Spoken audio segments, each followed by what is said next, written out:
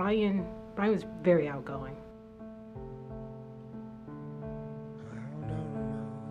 He just did so many things that embodied serving. Yeah, Colin, he's a really athletic kid. He's always been into sports all his life. And I just knew I wanted to go to Virginia Tech. You know, a little town at 5 hours away, and It's out of my hands for now. God, the numbers just kept going up. It's out It of just my kept getting worse and hands worse. for now. And I couldn't get any connection with Colin. I called, but he didn't call back. I can't just walk I was away. in the North Hall. I was in German classroom. So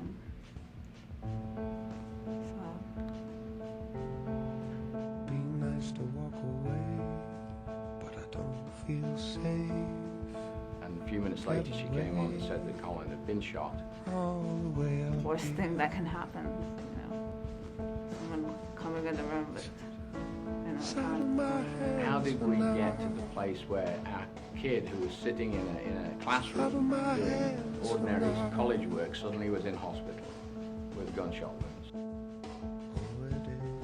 When we found out that the gunman should not have had access to a gun, it's scary to know that there's no background check at all.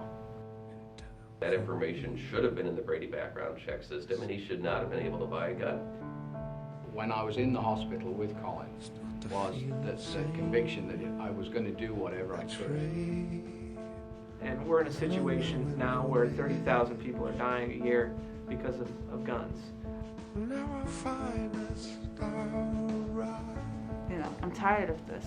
I want change. We need more responsible gun laws. We need to keep the bad guys from easily getting guns. Behind him and smile as the day lights up. It was 32 people lying in front of the Capitol, the Richmond Capitol.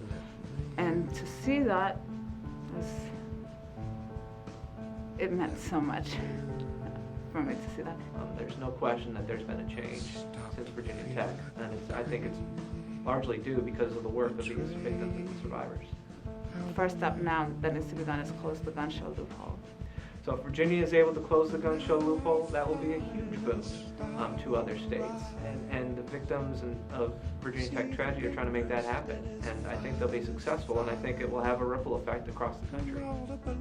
It's something we can stop. And if we would just take 2 or 3 steps in this country, we could significantly reduce gun violence.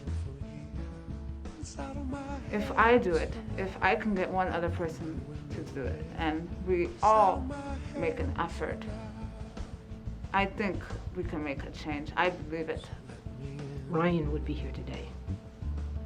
Ryan and 31 other people would be here today if he did not have that gun.